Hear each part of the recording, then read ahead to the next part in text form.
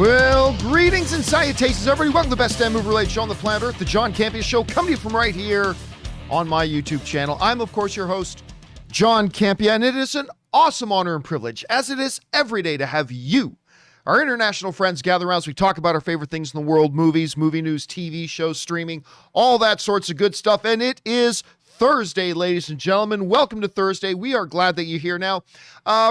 Of course, our beloved Erin Cummings was going to be here today. However, being an actress in the, in the big leagues that she is, I was talking to her yesterday and something kind of came up for today. I can't tell you what it is. Hopefully when she's on next week, she'll be able to tell you what it is. She's had a thing for a couple of weeks now, and I'm excited for her to be able to come on and talk about it if she's able to talk about it. So fingers crossed. So for today, it's going to be you and me in an intimate setting. A little bit of Burt Bacharach. I don't even know who that is. I just hear his name thrown around a lot. Some candlelight, a fireplace, getting all wrapped up in my warm, moist movie news. That is a sexy thought. I need to make that t-shirt. Wrap up in warm, moist movie news. That's got to be a new t-shirt. I mean, absolutely for sure. That's got to be a t-shirt. Okay, anyway, guys, it is good to have you guys here, and we've got a number of things that we need to talk about here today, but before we do, a little bit of house cleaning. I want to remind you guys that if you can't always get your John Campea Show fix on YouTube, there is an audio-only version available. It is the John Campea Show podcast, which is, of course, the audio-only podcast of The Daily Show. You can get it at your favorite podcasting app of choice, whether it's on Spotify, Apple Podcasts, wherever it is you guys like to get that feed. Just go there, search for the John Campea Show podcast, and you can get it. Thank you to everybody who has rated it and given reviews for it. It's spectacular results. Thank you so much for that, guys. Good to have you here. So go and subscribe to the podcast feed. So whenever you happen to need it, whether you're on the road, you're at the gym, whatever, it is there when you need it. You can't be in front of a YouTube channel. All right, guys, here's how today's show is going to go. We got a number of topics lined up here that we're going to discuss that are predetermined. We're going to do that in the first half of the show. And then in the second half of the show, we're going to take your live comments and questions. How do you get a live comment or question on the show? It's simple. Simply look in the description of this video and you will see a tip link. Click on that there, or you can enter it in manually at streamelements.com/movieblogtv/tip. You'll be getting your comment or question on the show if it's appropriate. And of course, you'll be supporting the show at the same time. And all of us here involved with the John Campea Show, thank you guys very, very much for your support. Okay, guys, with that down, let's do one off the top. And we're going to get started with that off the top with this. You guys know that I think it was 2018. 2018 was the year, I believe, of A Quiet Place. Might have been 2019. You guys let me know in the live chat. But here's the thing. My favorite movie of the year, let's say it was 2018 that it came out. My favorite movie of the year, not favorite genre movie, not favorite subcategory movie. My overall favorite movie of the year that it came out was A Quiet Place. That was my number one film of the year. I absolutely loved it. I was floored by it to this day. Whenever I go back and watch it, I am absolutely amazed by what they've been able to do with A Quiet Place. What John Krasinski was able to handle, and you guys in the live chatter, Omar, K Major, Carl, letting me know, was 2018. Okay, good. It was 2018. So even as I go back now and look at that, I am absolutely bewildered at how John Krasinski was able to tell so much visceral, emotional, compelling, stressful, edge of your seat storytelling with much of the movie not even having any dialogue. It was a perfect mixture of visuals and sound and music and acting. The performances by him, his wife Emily Blunt, the two kids were fantastic in it as well. I know everybody likes A Quiet Place, but I still don't think that A Quiet Place gets the credit it deserves. Anyway, that being said, of course, one of the big things then, since my favorite movie of 2018 was A Quiet Place, I have been psychotically waiting for A Quiet Place 2. Now, of course, 2020 was the year from Satan's nutsack, and it got pushed. We didn't get to see it. But now, ladies and gentlemen, we are close. This month, we are getting A Quiet Place 2, and a brand new trailer has just dropped that they are officially titling the final trailer. You know what's funny? Just the other day on the show, somebody wrote in and asked, hey, do you think we're going to get another trailer for A Quiet Place? And I said, I don't know, maybe. Like, I don't think they need to put out a new trailer. Maybe they just need to do a push of the trailers they already have. But they have indeed put together a new trailer, and they called it the final trailer. And I got to tell you, it's a pretty damn good trailer. And this time around, apparently some of my colleagues have had a chance to see it because they are saying we're hearing from people from Cinema Blend. We're hearing from people like the great Eric Davis over at Fandango, a guy I personally know. I love his take on films. Heather Wixson, who I have had on a panel of mine before, a great horror film journalist, giving their quotes and comments, and they are giving rave reviews of A Quiet Place 2, and that's been included in with this trailer. Of course, it's not new that a trailer has what do you call it? That a trailer would have those little review quotes, right? Little review quotes. I've had my review quotes on a couple of films. It's not rare to have that, but obviously this is the first time we've had it for A Quiet Place. And they sound good. It looks excellent. Again, we got a little bit of Djimon Hounsou in this one. That's good to see because I love Djimon Hounsou. You guys know that. But it captures everything. It starts perfectly with John Krasinski. Nothing says this is a flashback scene like showing one of the dead characters. So John Krasinski, it's like, what's going on? I don't know, maybe a bomb. So we get a little bit of that. Fast forward, just the visual tension. Like, who cares about stepping from sand onto some grass? But the way the camera's angled, the way we understand the way this world is built. In this trailer, when Emily Blunt with her kids are getting ready to step off the sand path onto the normal path, your stomach is in your throat. You're like, I mean, but that's the type of world and the type of tension that they've been able to build with A Quiet Place and now into the marketing of A Quiet Place 2. And I'm telling you what, guys, I could not be more excited. I absolutely could not be more excited for this movie. The only thing that's kind of heightened it is the fact that we've had to wait so bloody long for it. Because it has been, again, a long wait going through Satan's nutsack of 2020 and what it was. And now that we're finally coming out on the other side, and I love the fact that the trailer ends with only in theaters, which is where you gotta experience this movie. I mean, A Quiet Place was a movie you had to experience with that full theater and that full image. Oh my God. It was just so great because when watching the first Quiet Place, I remember being in this packed theater and the movie's very, very quiet, right? And you could so clearly hear everybody in the theater gasping and jumping, and it was just so much fun. Cannot wait. The end of May cannot get here fast enough. Guys, question is, did you see this Quiet Place 2 trailer? I thought it was great. What did you guys think of it? Where's your anticipation level? Listen, maybe your anticipation level for it's gone down a little bit since we've had to wait so long. Maybe it's increased your excitement for it. Wherever your excitement level is, jump on down into the comments section and let us know your thoughts. Okay, guys. With that down, let's move into our main topics today, shall we? And how do we select our main topics here on the John Campea Show? It's really simple. You guys come up with our main topics. Whenever you come across a big topic, issue, or story that you think we should feature as a main topic here on the John Campea Show, just head on over anytime 24/7 to www.thejohncampeashow.com/contact. You'll be getting your comment or question on the show if it gets selected. So send it on in there. It's totally free. And maybe, just maybe, you might see that submission featured as a main topic here on the John Campea Show. With that down, let's get on to main topic number 1. And the first main topic today gets submitted to us by, that's the wrong thing to bring up, by Joe A.O. Edits, who writes, "Hey, John. In the Hollywood Reporter article about the new Black Superman movie, there are also some details hidden. The article says that Marvel isn't rushing Blade and that the production was pushed from this September to July of 2022 so that the studio can spend more time working on the Stacey Osei-Kuffour, I never know if I'm pronouncing her name right, Stacey Osei-Kuffour penned script. This is probably the 4th movie of 2023 in the November date already reserved by Marvel and Fantastic Four in the July date. What are your thoughts on this?" All right, thanks a lot for sending that in, man. And yes, one of the things that a lot of people have been talking about, and we talked recently about Blade.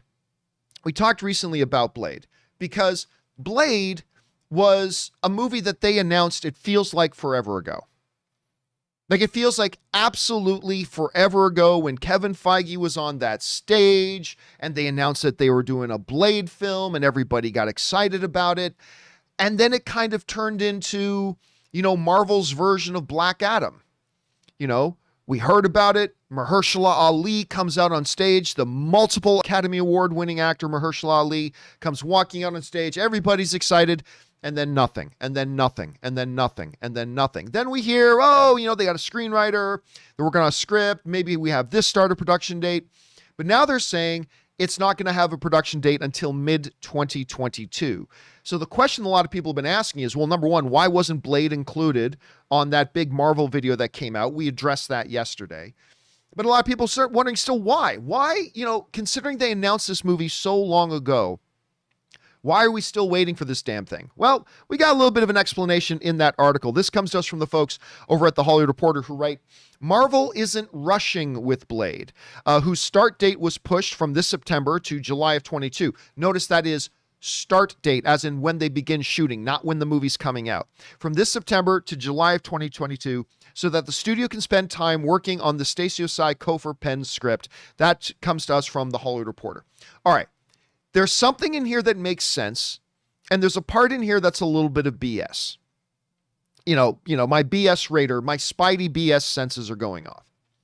First of all, wanting more time to work on the script. Okay, so what that tells me is that Stacy's script isn't quite where they want it to be yet. So that's fine. The script isn't quite where they want it to be. They want more time to work on it. Totally cool. Nothing wrong with that. The part that's a little bit of BS is Marvel doesn't want to rush it. Okay, I could understand that if they just decided yesterday to do a Blade movie. We just decided, we're doing a Blade movie. Are you going to start shooting tomorrow? No. We don't want to rush it. We want to make sure we have enough time to put this thing together properly, you see. And so we're going to say, okay, that would be fine. They announced this movie years ago. They literally announced this film years ago. So it's cool. Just come out and say, look, we want to do this Blade movie. We planned on already moving on it. But the reality is every time we read the script, it's still not quite where we want it to be. So it's not that we don't want to rush. It's that we're behind. We're behind. And so we need to give ourselves more time. And that's perfectly acceptable. But this notion of they're not rushing. Well, they've had years. Just come out and say it. We thought we'd be able to put this thing together easier than we actually are, and it's turning out to be a tougher nut to crack than we expected. And there's nothing wrong with that. Just say that. Just come out and admit that and say it. Totally fine. Because one of the good things about that is saying, you know what? We here at Marvel, we don't think okay is good enough. It's saying, yeah, we've got a script done, and yeah, it's okay, and yeah, we could start rolling cameras on this. But you know what? It doesn't meet Kevin Feige's standards. It doesn't meet the Marvel benchmark. It's not good enough for our audience. And so even though we plan to be moving, even though we've had plenty of time to get this damn thing together, it's still not good enough. We haven't been able to make progress on it the way we've wanted to, and it's still not right. And therefore, we're not going to move forward. We're going to keep going back to it. That's better than kind of the cop out of, we don't want to rush. Shut up. You've had years. This isn't rushing at this point. At this point, it's you haven't been able to solve the puzzle. Just admit that. We'll respect you for it and then move on. I am very excited about this. Number one, because Blade is just a very cool character. Number two, Marvel obviously has a terrific track record. Number three, who doesn't want to see Mahershala Ali as Blade? A lot of reasons to be excited about this, but hey, give us the movie when you're ready to give us the movie. I mean, as long as it doesn't actually turn into, a Dwayne "The Rock" Johnson Black Adam where we're literally waiting 6 years for the thing to come out. But hey, if they can go into production on this next summer, I think we'll be okay. As far as, will that mean a 2023 release date? Maybe. Maybe, maybe not. Actually, I'm not going to lie to you. I wouldn't be surprised if we don't see Blade in theaters until 2024. But who knows? Maybe it could be that 2023 release date. Question here is, guys, what do you think about this and the delay and yet another delay in getting Blade going? Are you totally cool with it for me saying, hey, make sure it meets the Marvel standard. Don't just put it out because you can put it out. How do you guys feel about it? Jump into the comments section below and let us know your thoughts. Okay, guys. With that down, let's move on to main topic number 2. And our second main topic today gets submitted to us by Austin Daniels. And Austin Daniels writes, "Hey, John, it's funny because the other day a friend mentioned that we haven't seen or heard from Gareth Edwards since Rogue One and was wondering whatever happened to him. Then, suddenly today, I read that he's finally directing a new movie with John David Washington called True Love, which I think is supposed to be a sci-fi movie. Anyway, what do you think about this? And do you think Edwards and Washington will be a good team? Thanks." Okay, thanks a lot for sending that in, man. And yes, as a matter of fact, yes, you're right. Gareth Edwards, he did the Godzilla movie. He did Rogue One, which made $1 billion, but there was a lot of drama that went around there. And that was like in 2016. And we have not heard Bo Peep from Gareth Edwards in that time. So understandably, a lot of people have been wondering, what the hell's going on? Now, actually, yes, he's got this new movie coming out called True Love, but the news of this didn't just come out. It was actually back again in Satan's nutsack year of 2020. It actually came out back a number of months ago that Gareth Edwards was going to be doing this movie. But what is brand new to this story is the John David Washington angle. This comes to us from the folks over at Variety who writes, "News of the project first broke back in February of 2020 with New Regency on board to produce and finance the film. Edwards will also produce True Love, reuniting with Rogue One, a Star Wars story producer, Kiri Hart, for the new project. True Love will be Edwards' 4th feature film after breaking onto the scene with his critically acclaimed directorial debut Monsters in 2010, which I really actually quite enjoyed a lot. Edwards helmed Godzilla and Rogue One, a Star Wars story. The pair of big budget blockbusters earned a combined $1.5 billion at the box office." And of course, the brand new piece of information to all this is the guy he got to come in and be the star is one of the hottest actors in the world right now in John David Washington.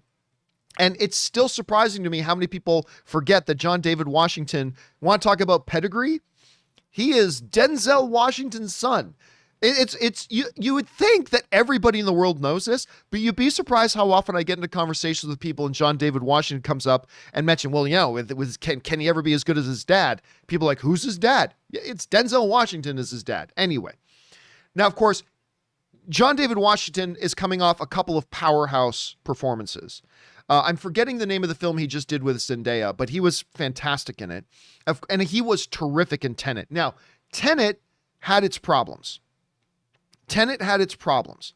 And by the way, if you guys can remember the name of that film he did with Zendaya, I throw that into the live chat because it's eluding me at the moment. Anyway, Malcolm and Marie, thank you so much, guys. That's from Omar94 and Scott and Maxie. Thanks, guys, for throwing that in there. So he was terrific in that. He was terrific in Tenet. Again, Tenet had its issues. It did.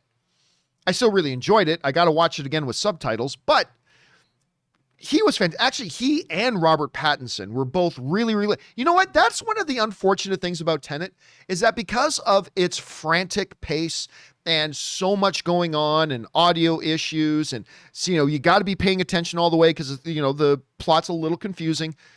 I think all that made people overlook, honestly, just how good John David Washington and Robert Pattinson were in that film. I think they were both absolutely fantastic and incredible about it. Now, as far as how good of a match do we think John David Washington and Gareth Edwards are going to be as a director-actor combo? Not sure. And to be honest, for me, Gareth Edwards, the jury is still out on Gareth Edwards. I love Rogue One. I love that movie. That being said, there's a bunch of question marks out there about how much of Rogue One was actually him, because remember, they swapped out, the ending, they moved things around a lot. There was some controversy. Some people say he was kind of pulled out of the film near the end. He still got credit for it. And I think it was Tony Gilroy. Was it Tony Gilroy? I think it was Tony Gilroy. They said came in. So I don't know how much of Rogue One is Gareth Edwards. I just don't know. The first Godzilla movie was pretty good. I liked it, but it wasn't great. Monsters was fantastic. So right now for me, Gareth Edwards is a name that intrigues me, but I'm not like super on board with him yet. Hopefully we'll get there.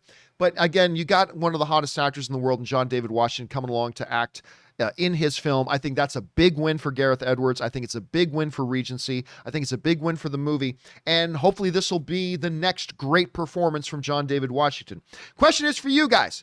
What do you think about the sounds of True Love? We got Gareth Edwards, John David Washington. Good pairing, not a good pairing. Maybe you're all in on Gareth Edwards. Maybe you haven't liked any of his films. Whatever you guys think, jump down into the comment section below and leave us your thoughts. Okay, guys. With that down, let's move on to main topic number 3. And our third main topic today gets submitted to us by Aiden Dixon, who writes, we had the interesting news yesterday coming from The Hollywood Reporter that we would be getting our first Black Superman on the big screen. But there was a little tidbit that was hidden in the article that interested me. Oh, really? What possibly could that be? That interested me. To quote directly, so far, every movie and TV show, with the exception of Matt Reeves' Batman, starring Robert Pattinson and set for release in March, HBO Max's spin-off Gotham, and Joker, and its planned sequel, will take place in the same universe. I don't know if I'm taking this the wrong way, but doesn't it sound like they are planning on having these movies in the same universe? I want to see your thoughts. All right, thanks a lot for sending that in, man. Appreciate it. And yeah, within that big article over on The Hollywood Reporter about the fact that DC is now actively looking for a black actor and a black director for their new incarnation of Superman, there was a lot of other little tidbits in there, including this. And I have seen this cause a lot of confusion. I have seen, like last night as I was sitting outside working on my laptop, getting some show notes ready for today, I got so many messages, saw so many tweets about people asking, wait a minute. Did The Hollywood Reporter just say that Robert Pattinson's Batman was in the same universe as Joaquin Phoenix's Joker? Oh my God, it's official. They're in the same universe, right? Here's where this all comes from. Again, this is a quote from that same Hollywood Reporter story that writes, DC sees its upcoming Flash movie as its way forward in the post-Snyder world. With the inclusion of such characters as Supergirl and Michael Keaton's Batman, one thing Flash does is set up DC with a multiverse that allows for many of these incarnations and story universes to coexist and have superheroes intact. So far, every movie and TV show, with the exception of Matt Reeves' The Batman, starring Robert Pattinson, and set for release in March, HBO Max's spin-off Gotham PD, and Joker, with its planned sequel, will take place in the same universe. All right, this is the part that's causing confusion with people. So far, every movie and TV show, with the exception of Matt Reeves' The Batman, starring Robert Pattinson, and set for release in March, HBO Max's spin-off Gotham PD, and Joker, and its planned sequel, will take place in the same universe. The semantics and the wording here has caused, and I believe understandably so, has caused a lot of people to go, wait a minute. Time out. Joker? So Robert Pattinson's Batman is the same little boy Bruce Wayne that we saw in Joaquin Phoenix's Joker, and a lot of, and listen, when you read the semantics the way they worded it in that article, I can kind of get that. I get why people are thinking it. However, I don't think that's what the Hollywood Reporter article is saying. I think they just worded it badly. See, if we go over and look at it again, and we start back, about halfway down the paragraph where it says, so far, every movie, see, what I believe they're saying here, and we'll jump back over to it here in a second.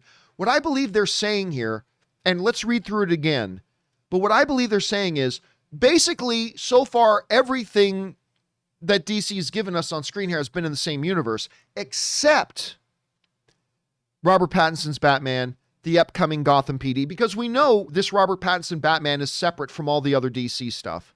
We know the upcoming Gotham PD is separate from all the other DC stuff.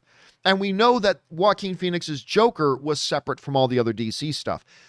I believe what the Hollywood Reporter was saying, and I think they just worded it a little ambiguously so it caused some confusion, is that so far, everything's been in the same universe except for Joker. This. I don't think it was saying that Joker and Batman are in the same universe. Again, let's read it again. So far, every movie and TV show, with the exception of Matt Reeves as the Batman starring Robert Pattinson and set for release in March, HBO Max's spin-off Gotham PD, and Joker and its planned sequel, will take place in the same universe.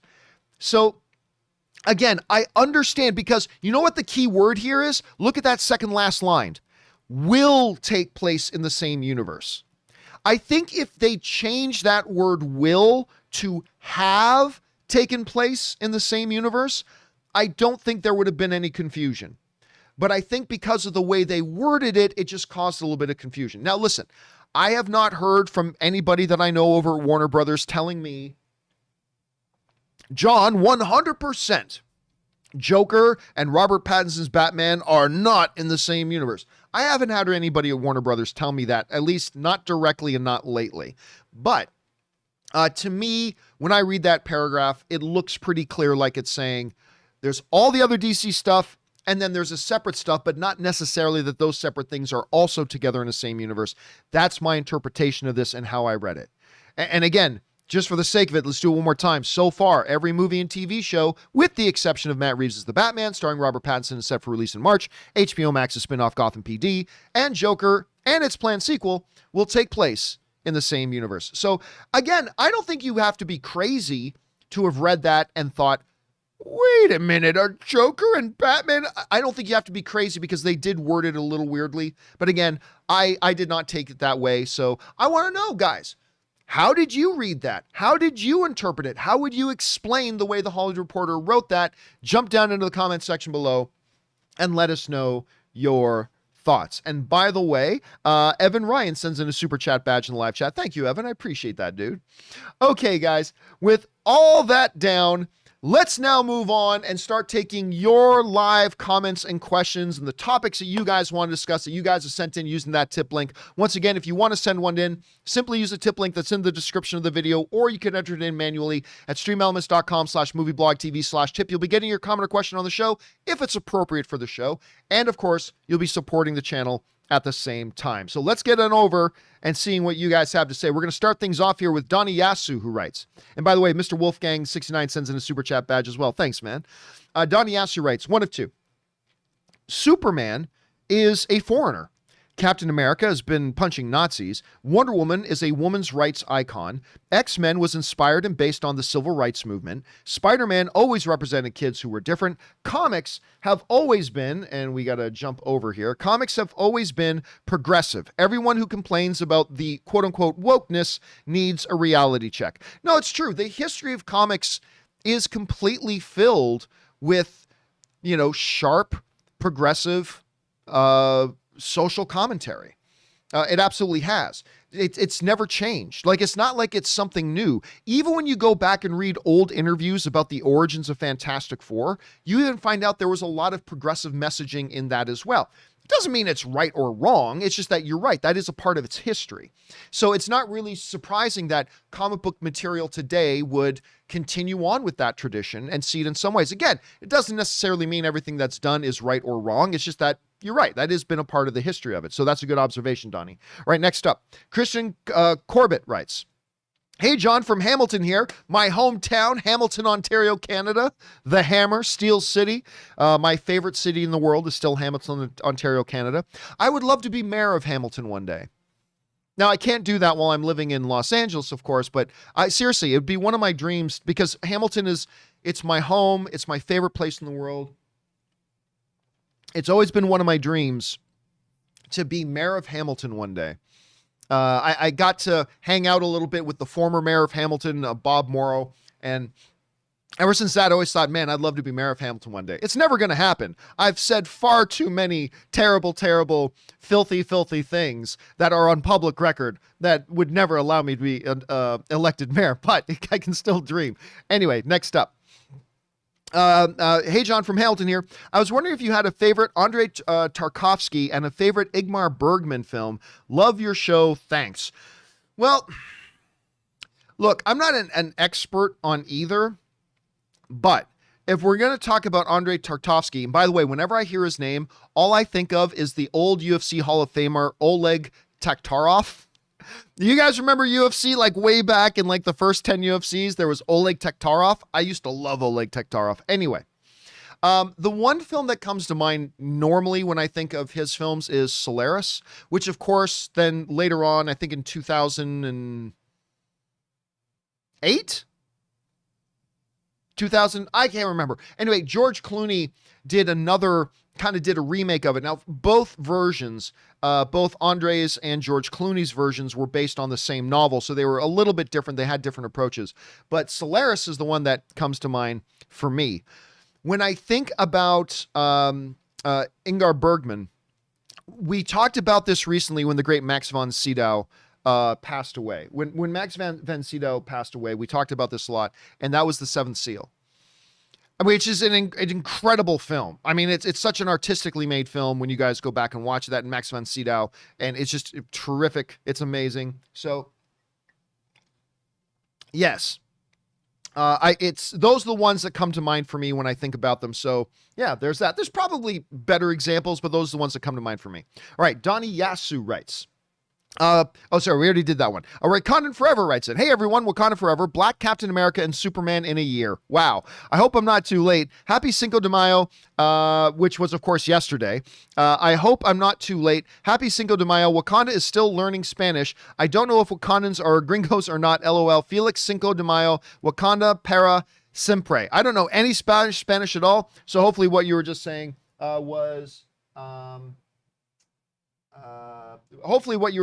was fun and exciting and something cool. All right, let's move on here. Next up, Low-Key, why change, writes, I wonder if they will start changing everything over because Disney is thinking ahead to when theaters are in full swing and do not want to compete with people deciding to stay home or anticipated new episodes or go watch a new movie late Thursday. See, there are some people who... We discussed this on a companion video yesterday about the whole thing about they just moved Loki, the TV series, up a couple of days. And Loki is now going to be coming out on Wednesdays instead of on Fridays, right? And I think the best theory about why they made that move is clearly because I think it's because of server load. When you look at the analytics on when services like Disney Plus experience their heaviest usage and their heaviest load, it's Fridays, Saturdays. And how many times have we gone to watch a newly launching Disney Plus show and have the server crash and all that kind of stuff? It happens a lot, right? And even when we don't see it crashing, it's incredibly taxing on their servers. So I honestly think that the best explanation for why they moved it to Wednesdays was because that's a lesser heavy use day and it'll spread out and even out the server and traffic loads a little bit easier. So honestly, I think it's because of a technical reason. Now, I've seen a lot of people writing in and saying things like, I think it's because they don't want to compete with movies. Well, if that was the case, then they would have done that a long time ago with other movies. Or with other Disney Plus, with Mandalorian, for example. Like, there's no reason to believe, at least in my opinion, and just my opinion, we're all making guesses here. We're all just speculating. But in my opinion, it doesn't make any sense because why would that be the reason about making the move when they were doing it all along already and it having great success? So honestly, I don't think it has anything to do with Black Widow. I don't think it has anything to do with, people going to see movies instead. Like, whenever you put out something on any day of the week, it's going to have competition. And I think it'll be fine. So honestly, yeah, I honestly don't think that there is any real reason to believe. Otherwise, Disney Plus wouldn't have ever released their shows on Fridays or Thursdays at midnight, depending on where I live, right? Yeah, there's no explanation for that. Like, if that was the case, if that's what they were worried about, why did they always put out those other shows on Thursdays at midnight? And they've had tremendous success. They didn't worry about new movies coming out. It didn't really affect it very much. And again, we don't live in a live broadcast world anymore. Now we live in a video on demand world. So listen, at this point, we are all just guessing. We're all just guessing. But that's why my guess is it has more to do with a technical issue rather than a competition issue. But you never know. I mean, I could talk to Kevin Feige tomorrow. I'm not talking to Kevin Feige tomorrow, but I could talk to Kevin Feige tomorrow and he could say, actually, John, yeah, it's absolutely a technical issue. Or he could say, actually, John, we just didn't want to compete with new movies coming out. I mean, I don't, or you know what the likely thing is? It's probably something completely different.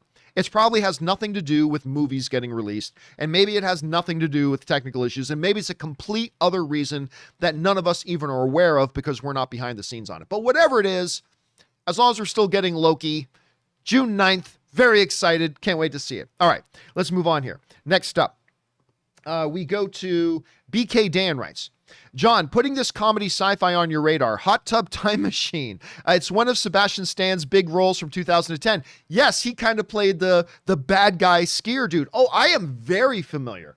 Actually, hold a second. Let me see if I can pull this up. I am very familiar. I love Hot Tub Time Machine. Hold a second. I just want to find this thing to bring it up here. I love Hot Tub Time Machine. As a matter of fact, obviously, the sequel was not nearly as good, although the sequel still had some laughs. But I loved Hot Tub Time Machine so much that the studio they invited me to fly me out to Lake Tahoe. So the studio behind Hot Tub Time Machine actually flew me out for a ski weekend to Lake Tahoe at this terrific, cottage-like resort. And I got to spend the weekend. That's one of the stars of the movie, Clark Duke. I actually got to spend the weekend hanging out with the cast of Hot Tub Time Machine. It was terrific, and which was great because I'd actually seen a very, very early sneak press preview of it. And then when they were doing this big press weekend in Lake Tahoe, they flew us out there for it. Had a terrific time. I love that movie. Again, the sequel, not nearly as good. Not nearly as good. But that first one is incredible. That's one of the ones. See, it's movies like that, Dodgeball, what is some Ron Burgundy, and Anchorman, Wedding Crashers. It's one of those comedies that I can just Zoolander. It's one of those comedies that I can at any time, any day. Like if a buddy of mine's coming over and we just feel like ordering some food and say you just feel like popping on a movie, you could mention any of those comedies. Right? Zoolander, Anchorman, 40-Year-Old Virgin, Dodgeball, Hot Tub Time Machine. And I will say yes every single time. Every single time. I love that movie. All right. Next up, we've got Jesse who writes, I don't know how long The Bad Batch is, but do you think it has anything to do with the Loki movie moving to Wednesdays? No, absolutely not. We've seen that Disney Plus can barely handle the influx of one show on Fridays. Do you think that they moved Loki to keep their servers from overloading? I think it had a lot to do with servers from overloading, but listen, if they were worried about competition, then Bad Batch would be the show that gets moved, not Loki. I mean, let's be honest about that. Loki is going to outview Bad Batch 10-1. And remember, I watched the first 2 episodes of I like Bad Batch, surprisingly enough. I've enjoyed it. It's not great, but I've enjoyed it so far. But it's not going to get anywhere near the same viewership that Loki's going to get. Still, that being said, I do think a lot has to do with server load, and I think they're going to spread things out a little bit, but it has nothing to do with, we've got to get out of the Bad Batch's way.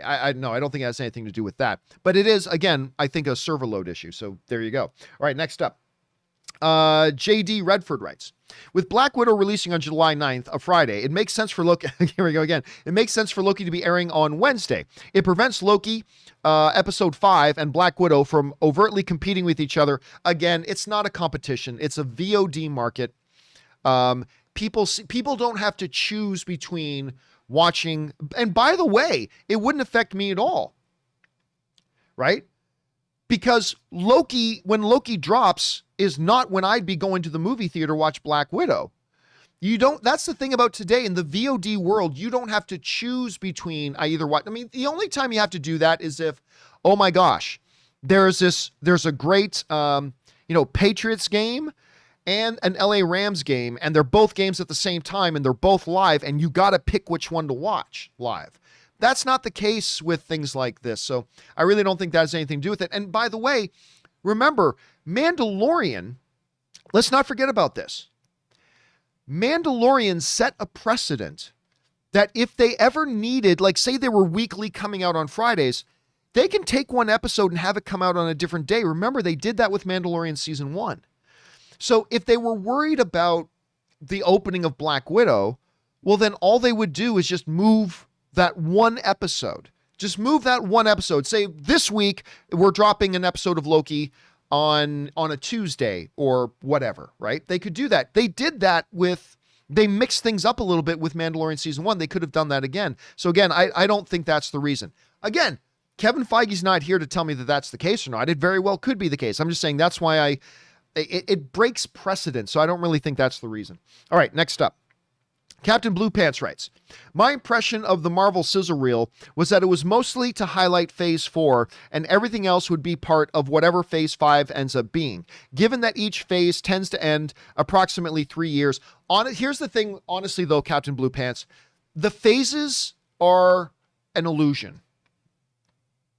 The phases are completely not important whatsoever. Phase 1, Phase 2, Phase 3, they are honestly just arbitrary things thrown out there. There's not actually any real significance to them. It's not like, okay, Phase 5 is going to be this, and they plan it out all as one story. And it's really more of an arbitrary thing. I mean, really, when you think about it, because what did Phase 4 end on? Or Phase 3? What did Phase 3 end on? It ended on Spider-Man Far From Home? No, the phases, and Kevin Feige's talked about this, really phases are really just more arbitrary things that we can just sort of use to identify eras. So I honestly think, remember, I had somebody connected with Marvel write into me, and we showed this on the show yesterday. It was really just, they kind of showed and revealed everything up to what they actually had solidly booked in for when it's coming released. With the inclusion of Fantastic Four. Everything else beyond that, they are just not ready to announce and just not ready to have in stone their release dates yet, even though they have some placeholder release dates and things like that, but things get moved around. So I honestly don't think it's because of phases. Because again, I think phases are just an arbitrary, meaningless kind of number that we give just to identify eras. But that's really pretty much it. At least that's my take on it based on what I've heard Kevin Feige say before. All right, next up. Vegas Row writes, hey, John. My husband introduced me to you years ago when you were on Collider. You were the epitome of somebody who loves what they do. I do love what I do. You come with the same energy and passion every day. I can't tell when you're having a bad day. Love your show. Well, Vegas Row, ask my headphones if my headphones can tell when I'm having a bad day. But no, listen, I love what I do. I mean, it's funny. I was talking to my coach yesterday, or 2 days ago. I was talking to my coach on Tuesday, and we're talking about what it is I actually do for a living. And they were saying, do you like it? I'm like, listen, I am a major, major film fan. I've been passionate about movies my whole life. And I work my ass off, but I get to watch and talk about movies and storytelling every day. It's a dream. It's an absolute dream. I mean, I work harder at this job than I ever did working construction, than I ever did working in law, than I ever did working in anything else. But it's the dream. You know what they say? When you love what you do, you never work a day in your life. And so why wouldn't I be excited? And I love getting together with our film fan community. When people write in and say that they agree with the stuff I'm saying, when they write in and challenge and have different opinions on what I'm saying, it's all great. It's fun. We get to engage and it's a glorious time. So why the hell wouldn't I have this kind of energy when I get to do something great every day? I have to imagine a porn star probably feels the same way about their art. That's how I feel about my job. I get to do something I love every day and it's great. So I'm kind of like a porn star. Not really, but I guess in a way, but not at all. Anyway, let's move on. That analogy didn't work out the way I was kind of hoping it would. But thank you for writing that in, Vegas. Appreciate that. Okay, next up. Vegas also writes, I see that Andy Garcia, I love him. I love Andy Garcia too. I think he's a terrific performer. As a matter of fact, before the pandemic shut everything down, Ann and I went to this very, very famous LA theater. I think it's called the Giffen. This live theater. And we got to go see a play with Andy Garcia as the star. And actually a couple of the supporting characters from Mayans were also in this stage play. Anyway, and Andy Garcia was awesome in this live show. He was awesome. And then he did a Q&A afterwards, and about 50 of us got to come to this Q&A afterwards where, he was so good. Anyway, I think he's a terrific actor. Anyway, I see that Andy Garcia, I love him, will be doing a Latin remake of Father of the Bride. Everyone always references the one with Steve Martin, but I love the classic with Spencer Tracy and Elizabeth Taylor. What are your thoughts on the remake? Like on the Steve Martin remake or on the Andy Garcia remake? Well, I mean, I honestly don't know much about, the Andy Garcia remake at all. I know nothing about that. If you're talking about the Steve Martin one with Martin Short, the cock. The cake? Yes, the cock. Anyway, Martin Short went to school in Hamilton, Ontario, Canada, by the way. Best city in the world. I love Father of the Bride. I love that remake. I love the Steve Martin version passionately. I wasn't as big on the next one, but I really, really did love that one. All right. Thanks for writing that in. Next up, we've got Tim Platt writes, gotta say, as a black man, this news of a black Superman really annoys me. Not that I'm necessarily opposed to a black Superman, but there can be upteenth versions of Clark Kent's Superman, and now a Superman that's a completely different race. As a black man, this news of a black Superman has me feeling, he accidentally put in part one again. Where is part two? Okay, part two. There are several iterations of lots of comic book heroes in cinema. But when there finally is a black superhero that had a tremendous cultural impact, all of a sudden recasting is a bad thing. I'm still an MCU fan, but not recasting T'Challa sucks. Oh, I see what you're saying. No, you're right. Listen, again, we've talked, ever since the passing of the great Chadwick Boseman, we've talked about this a lot. But yeah, why can everybody why is recasting understood that it's a good thing? The show goes on, the story continues, batons get passed. We understand that. We've had how many different versions of Batman? We've had how many different versions of Superman? We've had how many different iterations of Joker? Heath Ledger passed away. Nobody said can never make Joker again. It's just, look, I have always thought, and I still do, the best thing to have done after the passing of Chadwick Boseman was to recast the role of T'Challa and carry on this character and this legacy that Chadwick Boseman, partially was responsible for bringing to life the way it was. And I don't think the respectful thing is to now end that legacy. I don't think the respectful thing is to say, hey, you made T'Challa this incredibly culturally important figure, massively popular, hugely successful. Let's never do that character. Let's throw the character away. Let's throw the character away. I don't think that's the truly respectful thing to do. I think the truly respectful thing to do is let's honor this work by saying, Chadwick, you can't carry the baton anymore, but don't worry about it. Don't lose your rest over this. We got your back. We will pick up this baton and we will carry it for you. And we will carry it further into the future and carry on this legacy. That's how you've done. That's how you honor the man's legacy, in my opinion. I'm not annoyed that Disney isn't recasting because I get it. It's coming from a good place in their heart. Listen, everybody's just trying to do what they think is the right thing to do, right? And you got to respect that. The reason I may not agree with his conclusion or their conclusion, but I know that the reason Ryan Coogler and Kevin Feige are doing what they're doing is because they honestly feel that's the right thing to do. I don't agree, but I know that's why they're doing what they're doing. And if that's somebody's motivation, it's hard to be annoyed when you know that deep down they're just trying to do what they think is the right thing to do. And so I disagree, but I completely respect it. And it's still Ryan Coogler, man. It's going to be great. Whatever they do with Black Panther Wakanda Forever is going to be great. All right, but thanks for sharing your thoughts on that, Tim. Really appreciate your insight on that, man.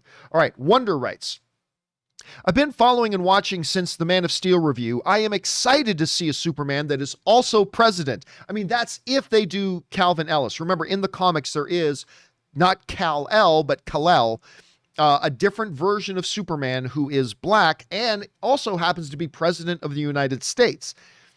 Superman as president. Seems like there should be a separation of powers there, but it's a very interesting take with the Calvin Ellis character. But we don't know that it's Calvin Ellis that they'd be doing.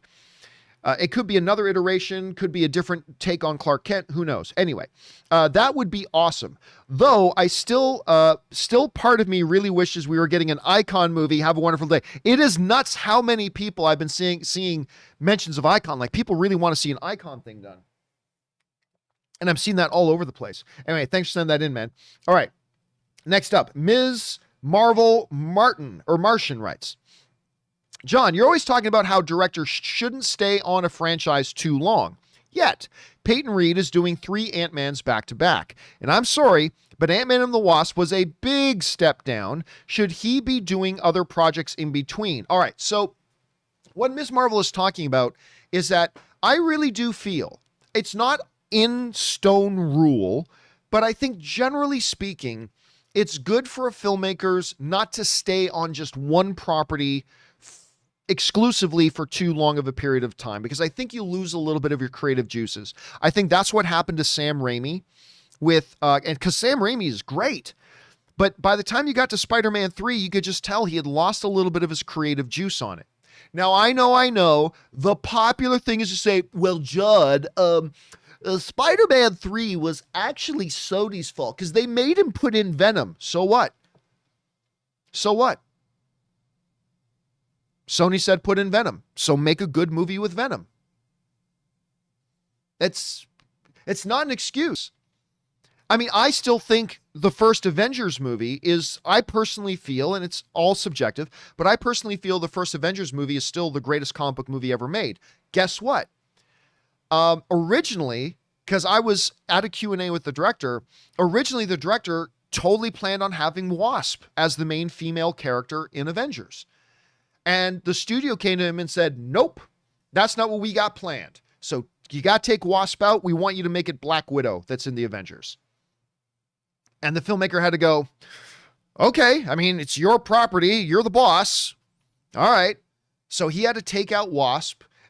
What Whedon actually said was, let's put it this way. My draft of Avengers was very waspy, is what he said. It's very waspy. But they said, all right, you got to take out Wasp and we want you to put in Black Widow because we got plans for Black Widow. So what did he do? He made a great movie with Black Widow. He didn't make a bad movie and then make an excuse that's because, well, they made me put in Black Widow. No, I get it. The studio wanted Sam Raimi to have, the studio wanted Venom in their third Spider-Man movie. That doesn't give you an excuse for making a bad movie. And Spider-Man 3 was Sam Raimi's bad day at the office. Even Spielberg has had a bad day at the office. It doesn't change that he's great. Anyway. Sorry, getting a little bit sidetracked there. Getting back to the main topic at hand. So I generally feel that it's good for a filmmaker to take a break and go away from it. Christopher Nolan is the perfect example. Christopher Nolan did a Batman movie, then he went away and did a different movie. Then he came back and did The Dark Knight. Then he went away and made another movie. Then he came back and did The Dark Knight Rises. Then he went away and made another movie. And he always kept himself sharp and fresh. Now, there are examples, like look at the Russo brothers, right?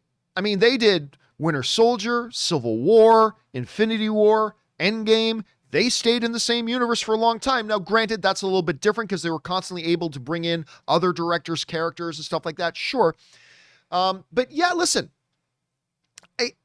I would feel better about Ant-Man 3 if Peyton Reed, although Marvel has kept Peyton Reed very, very busy because he's also doing, like, he directed Mandalorian. He did a lot of stuff. But anyway, And look, he did. He worked on Mandalorian, so maybe that kind of counts. He's kind of been mixing it up a little bit, so maybe that counts.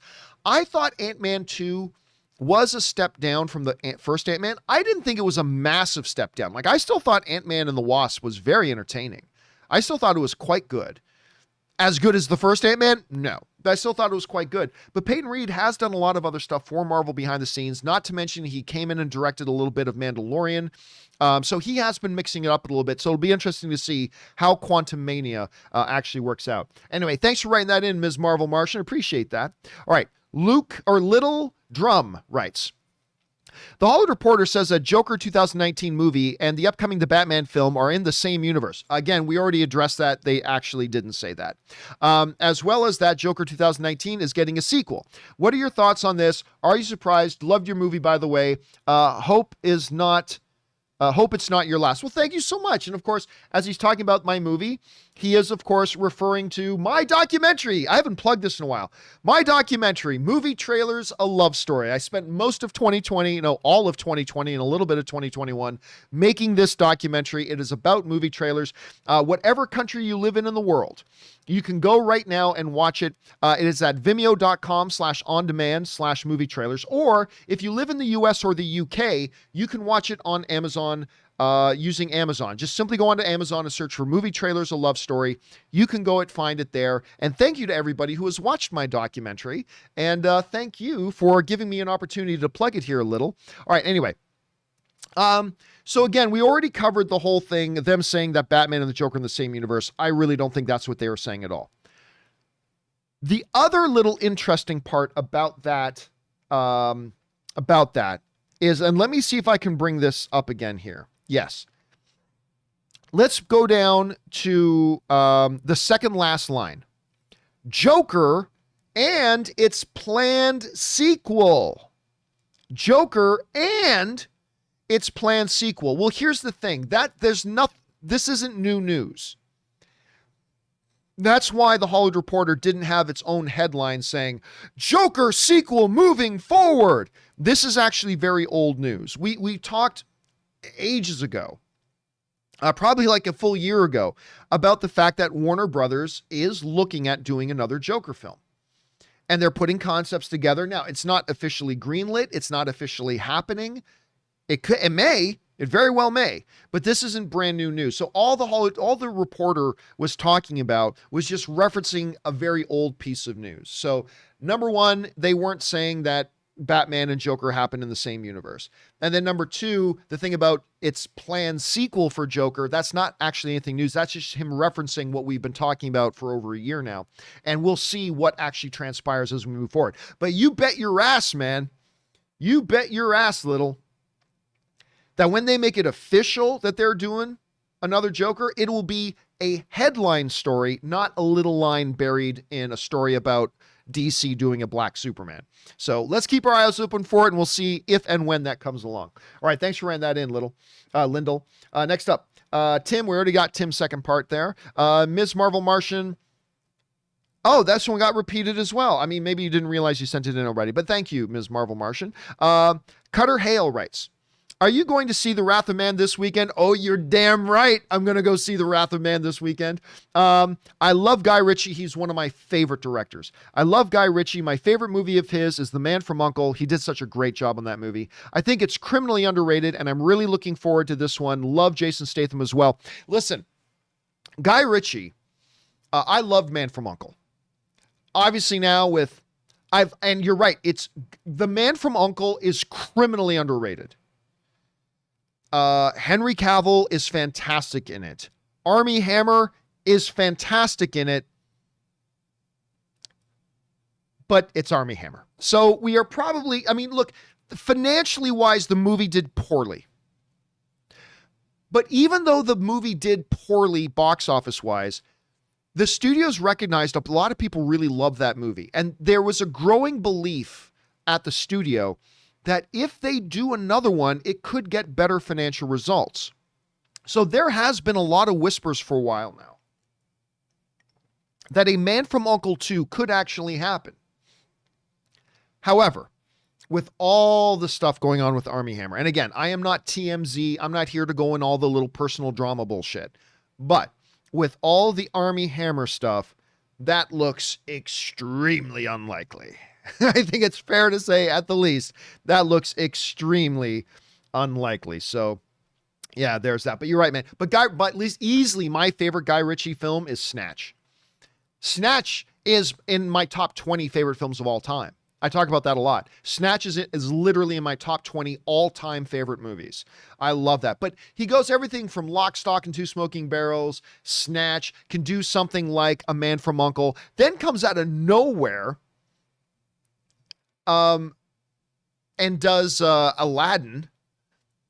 I never would have thought he would have been a good match for Aladdin. He did such a great job on Aladdin. And by the way, my third favorite movie of 2020, The Gentleman, which I thought was great. And now he's got this, The Wrath of Man, which the trailers look like a lot of fun. It looks truly like a Guy Ritchie film, and I cannot wait to see it. It's a good couple. Guys, listen, how does it feel that we're kind of getting a little bit back to normal here, right? We got Wrath of Man opening this weekend, going to the movies for that. Next week, we've got that looks insanely good, For Those Who Wish Me Dead, from the same filmmaker as Hell or High Water and Wind River. So For Those Who Wish Me Dead, starring Angelina Jolie. Then a couple weeks after that, also this month, we've got A Quiet Place 2. Like, listen to us. We're talking about the release schedule again. It feels pretty good. It feels pretty damn good to be talking about the release schedule again. I'm going to tell you what. All right, next up. We've got Cameron Man writes. Are you guys excited for the TV adaptation of Wheel of Time by Robert Jordan? I am not. That doesn't mean I'm not going to watch it and maybe love it. I would be lying to you though if I said I was excited for it. Robert is though. Not going out of his mind excited, but I know Robert is very much looking forward to that. So me, it's just going to be, I'll just watch it and see what they do. And maybe it'll get me completely on board, kind of like Harley Quinn did and The Nevers did and The Expanse did. But yeah, again, I'd be lying to you if I said I was excited right now. I'm not excited yet, but let's see how that evolves. All right, Simon writes, my 2 cents. MCU has won. All to Feige. Now, with the elephant out of the room, let me say this. That whether DCEU succeeds with connected movies or standalones, that it will not succeed until Warner Brothers learns to stop interfering with the movie's production, direction, editing, and special effects, etc. regarding the DC movies. I've learned over decades to stop comparing DC and Marvel, and I hope that we get to stop comparing the two movies, learning to appreciate each in their verses. I agree. Like, Batman versus Superman, you don't evaluate how good of a film it is by comparing it to Civil War. Just look at it. And when I just look at Batman versus Superman, I see a really good, really enjoyable, fun movie. I like that movie a lot. Not as much as Man of Steel, but I like that movie a lot. So you're right about that. However, let me address this one elephant in the room, okay? Let me address the real elephant in the room. People forget something. Now, I hear a lot of people say, because it feels like the cool thing to say, the studio needs to stop interfering in the filmmaker's vision. Because the filmmaker, with their coiffed hair, the filmmaker is the artist. Let the filmmaker make their film. That's a very romantic way of looking at it, but it's not reality. The reality is filmmaking is very, very collaborative. And also the reality is the movie is not the director's movie. It is the studio's movie. It's their movie. It's their property. It's their franchise. It's their money. It's their asses on the line. But here's the other thing.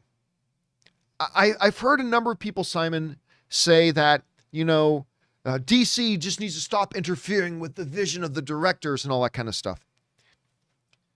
Do you know what studio has the most studio interference? If you want to talk about a studio jumping in, getting involved, giving directives about what can happen, what can't happen, change this, do whatever. Do you know what studio? Interferes more than any other studio? Marvel. Kevin Feige has absolute direct control over everything that happens in the MCU. Now, his interference happens in a very constructive way. Like, his interference happens in a way that he doesn't sit down with a filmmaker and say, yeah, you just go and make whatever movie you want to make. No. Kevin Feige sits down, and speaking of Peyton Reed, he was talking about this. And so did Taika Waititi when he was making Thor Ragnarok. He was talking about this, that what Kevin Feige does, generally speaking, is he sits down with the filmmakers and he basically sets up the playground. And he says, okay, this is what you can do, and this is what you cannot do. In this movie that you're going to direct for me, I need this to happen. I need this to happen.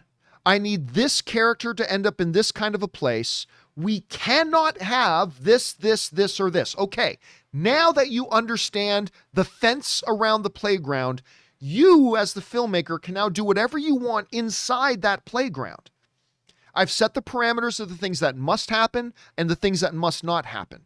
Now you engage your creativity within that playground and you do what you want to do. But listen, when I got to do, I had this amazing, incredible day, one of my favorite days of my career, where I actually got to be the moderator for the press day of one of the Avengers movies. And I was standing outside of the building where the press event was going to happen, waiting for Kevin Feige. And Kevin Feige pulls up in this golf cart being driven by somebody as he's frantically on his phone and his laptop trying to do all these things. And I'm like, dude, you look frazzled. And he's like, in like the last hour, I had to go and improve the new trailer. I had to approve these new visual shots on this movie that we're doing. I had to do a script review of this thing and blah, blah, blah. Kevin Feige is iron fistly directly involved with every single one of these movies that gets made. And you bet your ass not a single frame of anything in a Marvel movie hits a screen that he doesn't approve. So when you're talking about studio interference, what do I always say, guys? Winning cures everything, right? Nobody cares about studio interference when the movies turn out great. When the movies turn out great, you know what we call studio interference? We call it teamwork. When the movie's great, studio interference is called collaboration. When the movie turns out badly or not up to what we wanted it to be, we call collaboration studio interference. But nobody minds when the movie turns out great because winning cures everything. We overlook it. So I don't think the problem, I don't think the de facto problem that DC has had over the years is necessarily studio interference. I don't think that's it, because Marvel has interfered far more with their movies. It's just making great movies is hard. So when you make, and also, I don't know, the audience, like, you know, guys, you know me, I think Man of Steel is one of the greatest comic book movies ever made. I don't know why more people don't appreciate it, but they don't. All film is subjective. I think Batman versus Superman is fantastic, but, you know, a lot of people don't. That's the subjectivity of film. But yeah, again, it's a big discussion about studio interference. I just kind of chuckle a little bit when it comes up, and it's like, you do realize nobody interferes more than Kevin Feige, right? Like, you know that, right? So I don't know. It's an interesting discussion. I'm sure there are many aspects of it that I'm overlooking and not thinking about and maybe not taking into consideration. But yeah, every time I hear about everything, whenever I hear a filmmaker in the MCU talking or whatever, you can just know it's so much of it is Feige. All right. Next up. Let's see here. But anyway, thanks for writing that in, man. I appreciate it. And I completely agree with you, man. We have to stop evaluating how good a Marvel movie is or how good a DC movie is by comparing them against each other. Evaluate a movie on its own merits. And I really hope, Simon, that we all as a fandom, myself included, move more towards that. So well said. All right, next up. Captain Blue Pants writes, John, now come on. There's like 3 characters out of what, like 70 plus that have AI in their suits / equipment in the MCU. It's definitely not widespread enough to say every character has it. Oh, I certainly have never meant for it to sound like that. No, not saying your preference is wrong. I'm just saying let's not exaggerate. No, again, I just hate it when it happens because it doesn't need to happen. It's like saying, come on now, John, only 4 out of the 80 school children were murdered by the Lake Diamond Butcher. Let's not pretend like it's that big of a deal. No. I get it. 76 of the children from the Lake Supernatural Butcher survived. That's great. But I still hated that the 4 died. Like, it does drive me a little bit crazy that, you take a character like Spider-Man, who is so great, one of the iconic characters ever. And Black Widow doesn't need Iron Man armor. Hawkeye doesn't need Iron Man armor. But Spider-Man, one of the coolest comic book characters of all time, with the powers of the gods, with superhuman strength and speed and agility and magical spidey sense that they've never really defined. But he's not cool enough. You know what the kids love? The kids love Iron Man. Let's give him Iron Man armor. And then they give him Iron Man armor. That drives me crazy. It drives me crazy. I'm not saying that the entire MCU does it. I just really hope we don't see them do it. So that's my thing. So you're right, Captain Blue Pants. You're right. I just hope it doesn't go on all that much. All right, next up. Cutter Hale writes, just a little FYI for everyone. Quiet Place 2 tickets went on sale this morning. I did not know that the tickets went on sale. I'm going to have to get me my tickets. Anyway, I already snagged mine for the pre-showings on Thursday, the 27th in D-Box. I'm so excited for this movie, and the first one blew me away. I had to experience it, or I had expectations for it. Yeah, I did not know. So thank you, Cutter. You put that on my radar. I'm going to get on, use my AMC A-list. I'm going to book my tickets for Quiet Place 2. And it's good to hear that they have the Thursday night previews because I want to see it as early as possible. So thank you for putting that on our radar, man. I really, really appreciate that. A whole hell of a lot, Cutter. All right, next up, Ben Rayner writes, hey, John, hope you're doing well. I am doing well, thank you. I'm excited for this new Superman change. It's great and keeping it fresh. I know you don't care about the right actors, guessing, but do you think Chiwetel Ejiofor is too old for the role? Would you be good if they picked him? Well, listen, I think that, sorry, I got to pull out got a little mini fridge on my desk here that Ray gave me, and I get to keep my nice cold Zevia in there. You know that I think Chiwetel Ejiofor is one of the best actors on the planet. I certainly think he is the most underrated actor on the planet. I've been a massive fan of this guy. And listen, if it wasn't for Matthew McConaughey's well-deserved Oscar win for Dallas Buyers Club, Chiwetel Ejiofor would have an Oscar right now. And by the way, Rob Lowe sends in a super chat badge in the live chat. Thank you, Rob. I appreciate that, dude. Chiwetel Ejiofor would have an Oscar on his mantle if it wasn't for that Matthew McConaughey perform. And Matthew McConaughey, full deserved. Well done, Matthew. But he might be a little bit old for it. So hey, Google, how old is Chiwetel Ejiofor? I hope I didn't send off your devices. So he's 43. So he's actually pretty young. So, he's good. I mean, I think he's younger than Mahershala Ali. And Mahershala Ali is about to start being Blade. But yeah, listen, whenever you start talking about casting for something, all I care about is a good actor. I think Chiwetel Ejiofor is one of the best actors in the world. So yes, if they announced that Chiwetel Ejiofor was a new experienced Superman, as long as he's not supposed to be in Smallville, have Chiwetel Ejiofor in a leather jacket in Smallville and pretending to be a kid. Yeah, that would be ridiculous. But if you have him as a little bit more of a seasoned Superman, oh, hell yes, because he's one of the greatest actors in the world. I mean, there are a lot of other actors I'd be good with too, but yeah, that would be definitely one of the big ones. All right, next up. Where are we at here? We're at Jordy LaForge writes, fresh from his responsibilities off the Enterprise. Hey, John, I just watched the first 2 episodes of the Apple TV Plus show, The Mosquito Coast. I forgot that thing was on. Anyway, I'm really enjoying it so far. Have you had a chance to check it out? If so, what did you think? No, I know very little about it. I mean, I know the original stuff, but I know very, very little about it. But I will say this, Apple TV Plus has really impressed me. with the, other than that Jason Momoa show, I thought that was drivel. But the stuff I have watched, everything from Morning Show, For All Mankind, they're putting out quality stuff. They're putting out really quality stuff. And so I would be interested in to learn more about that. Anyway, thanks, Jordy, for the recommendation on that, dude. Appreciate that very much. All right.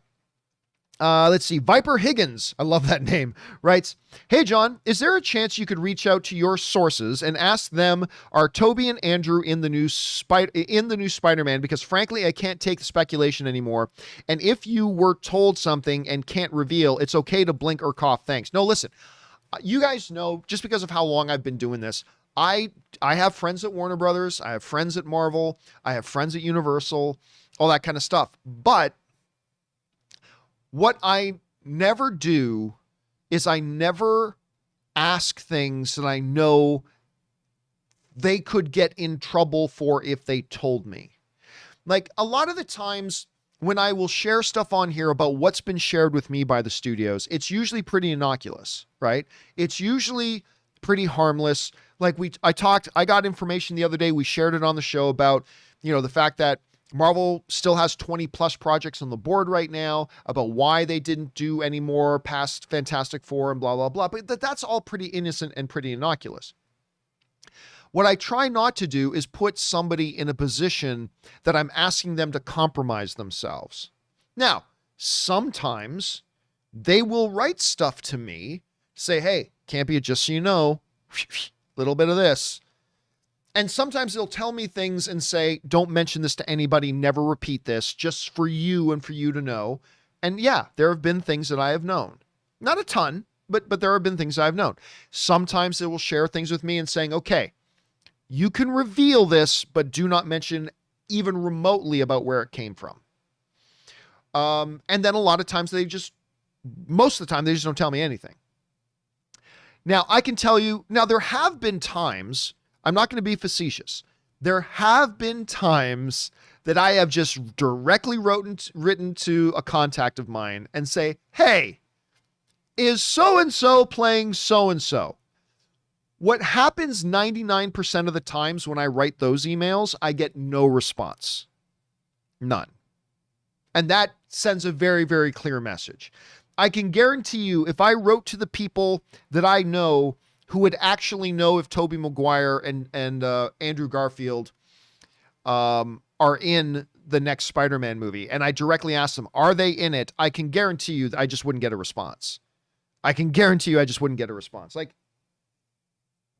I'm not so well connected that, all these big studio execs have me on speed dial. "Ooh, John Campea needs the scoop. I got John Campea right here on my speed dial," says Bob Iger. "Gotta hit the old John Campea speed." No, I'm not. There are people in this business who do have those types of contacts. I am not one. I'm not one of those. I'm the type of person that I have made friends over the years at different studios who will sometimes tell me some things, but most of the times will not. So I'm just letting you guys peek behind the curtain a little bit here. I don't ever want to give the impression like I am like the ultimate Hollywood insider. I'm not remotely. I know a few people. I'll find out some things here and there. Sometimes they will send me some information. A lot of times they won't, especially when it's like higher profile stuff. But yes, so there's no point in me writing to any of my sources to ask directly, "Hey, look, are Toby and Andrew going to be in this thing or not?" Because they just simply wouldn't tell me. There's no way they would tell me, because I am just not that well connected. Anyway, that's that. Thanks for asking, man. Okay. Next up, thanks for writing that in, Viper Higgins. Next up, Christian Corbett writes, "Hey, John, don't know if you've addressed this recently, but would love to see you do some more poker live streams. They're amongst my favorite streams that you do." Yes, my poker play-in chats. It's funny you mentioned that. I was just thinking about that yesterday. I think I will do a poker play-in chat this week. Now, for those of you who don't know, and by the way, you know what I'm thinking about doing? All right. Totally sidetrack here, guys. Let me know if you have any interest in this at all. What I am thinking about doing is I go out and play poker now that I'm fully vaccinated and everything is loosening back up and COVID cases have gone down in California, the last month or so I've been going to play poker. I've gone to play poker like 3 times in the last month. And I am thinking about, because I've seen a bunch of poker vloggers. So I was thinking about maybe actually, I can't live stream it, but taking a little camera and recording myself playing poker and editing together a video and putting it up on my channel to see what you guys think about me playing poker, live cash poker at some of the, I don't know. But anyway, I do love playing WSOP video poker, online poker. It's not for real money. It's not for real money. It's just people who like to play poker online. And I do live playing chats. I've done those once in a while. I think I will do it again. All right. Thanks for that, Christian. I appreciate that. Next up, BJW86 writes, 1 of 2. Hey, John, I've been watching you since the AMC Movie Talk days. Thank you so much, man. I appreciate that. And I hope you continue to provide us with the awesome work that you do. I do not see why everyone is trying to find out who the next leader of the Avengers is going to be. Why doesn't Marvel just let the team lead itself? The Academy Awards didn't need a host to present their show. Oh, no, I think we've realized they really do need a host. I think we've realized that. Anyway, they relied on some presenters. I believe there are some sports teams doing this too. No, here's the thing though. I think go back to the first Avengers movie. Once you get into battle, you need a field commander. I just, that's the case. Once you get into battle, you need a field commander. Because otherwise, without everything going through, without one person kind of giving directive, you're uncoordinated, right? And I think you really see that best in the first Avengers movie. With Captain America going, Natasha, do this, Hawkeye, this, Tony, this, and Hulk, smash. You need that field commander. And every sports team does too. You look at the best sports teams, they'll have strong leaders on the court. They'll have a strong leader. I mean, look. The reason the LA Lakers won the NBA title last year is because they were being led by LeBron James, right? Who's not only the best player in the NBA, that's arguable, but he's the best leader in the NBA. Like him and Chris Paul. LeBron James and Chris Paul are probably the best leaders. And that's why wherever Chris Paul goes, the team's winning percentage goes up. Look at what he's doing this year, right? Went to a mediocre team and he has elevated them. That's what he does. I think strong leadership is always, always important. That doesn't mean you're more important than everybody else, but I think when it comes down to it, you need a leader. Anyway, that's just me. All right. Next up, Russell Amador writes, hey, John, Marvel omitted one movie that we thought would be, okay, let me try this again. Hey, John, Marvel omitted one movie that we thought would be Blade coming in October of 22, but we now know that's scheduled for production next July. Did Marvel scrape that date? That probably meant scrap that date, or is there something down the pipeline they'll revisit and announce for October of 2022? I don't know what the answer to that is. I will say this. I think we often read too much into these hold dates. I think we read too much into the hold dates.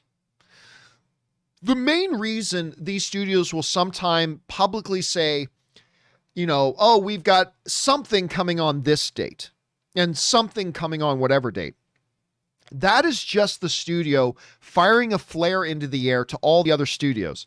It's like, hey guys, everybody else, if you're thinking about launching something on February 5th of 2023, just know that we're kind of planning on launching something on that date. So you've been warned. But I don't think it's, something that's set in stone. They don't need to set that in stone.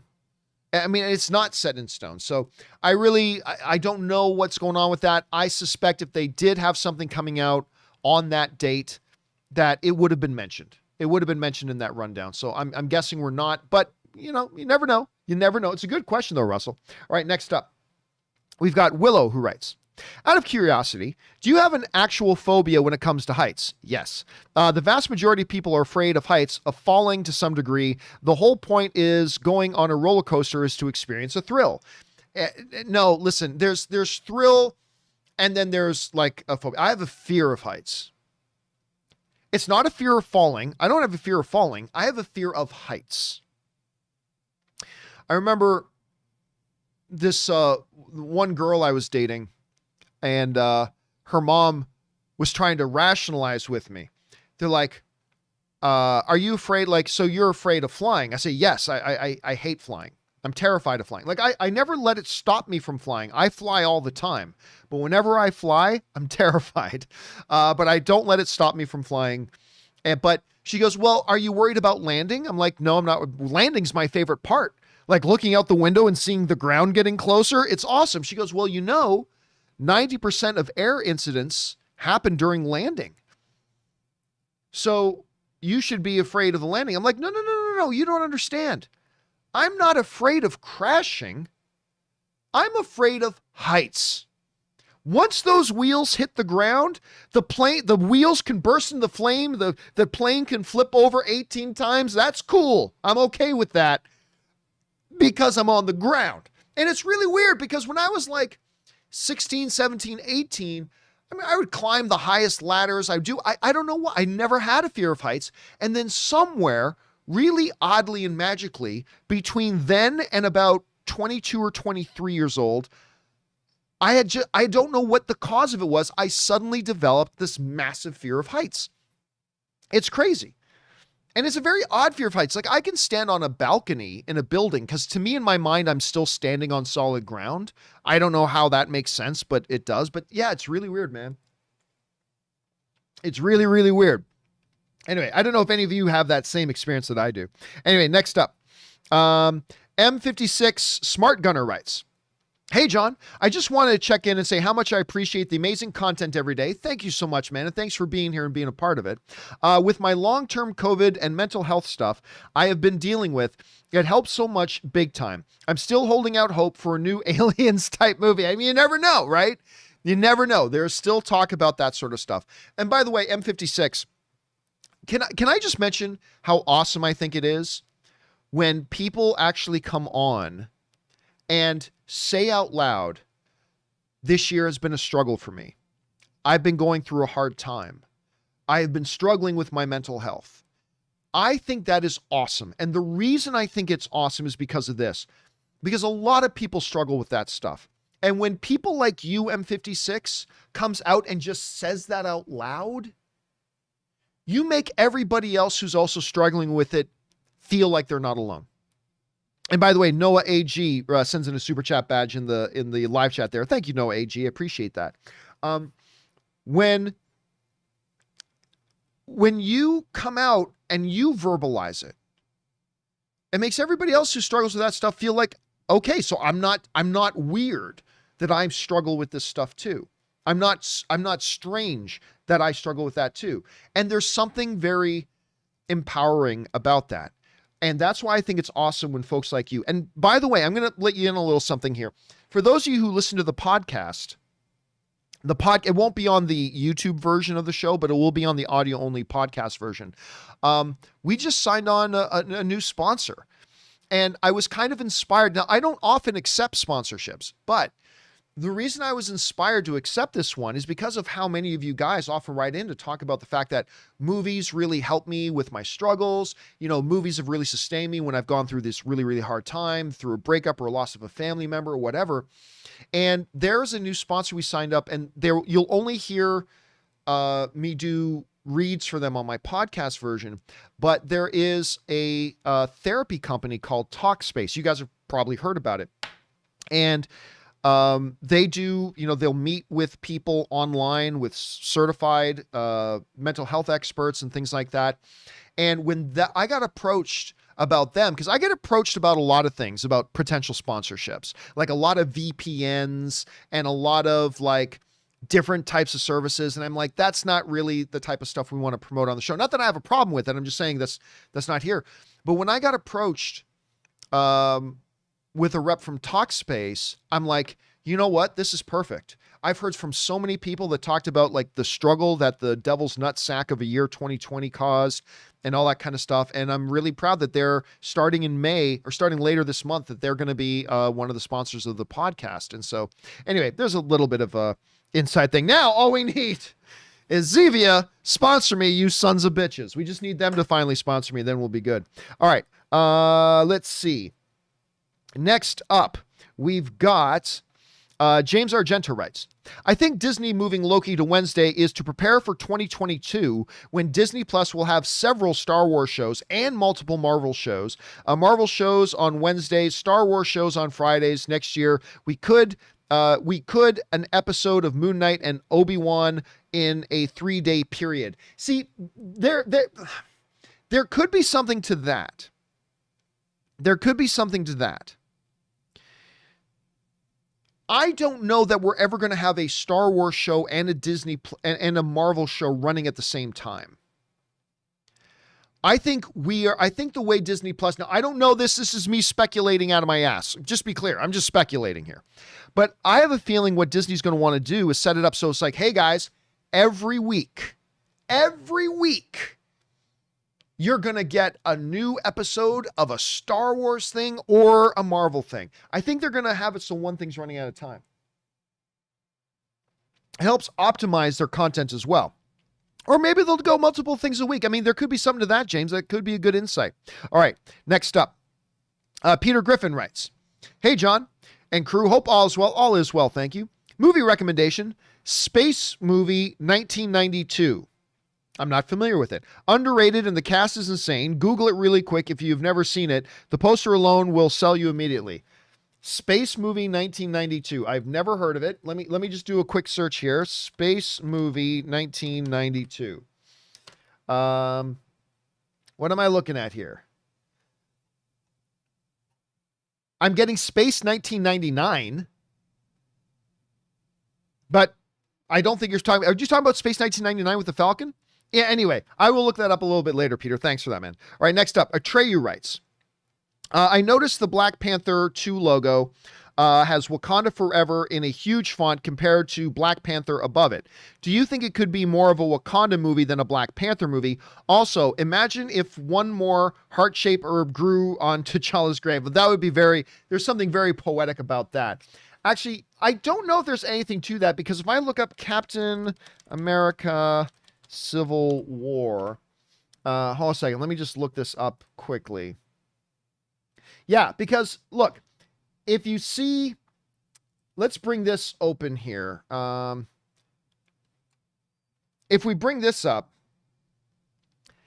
Captain America, small letters, Civil War in giant letters, right?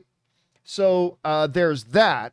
Or we could go, let me look up, let's see here. Captain America, Winter Soldier. Let me just see that. Now, it's different with Captain America, Winter Soldier. In Captain America, the Winter Soldier, they went reverse. Captain America, Winter Soldier has Captain America in the larger letters. So no, I think, here's my guess. And again, we're just wildly speculating. My guess is that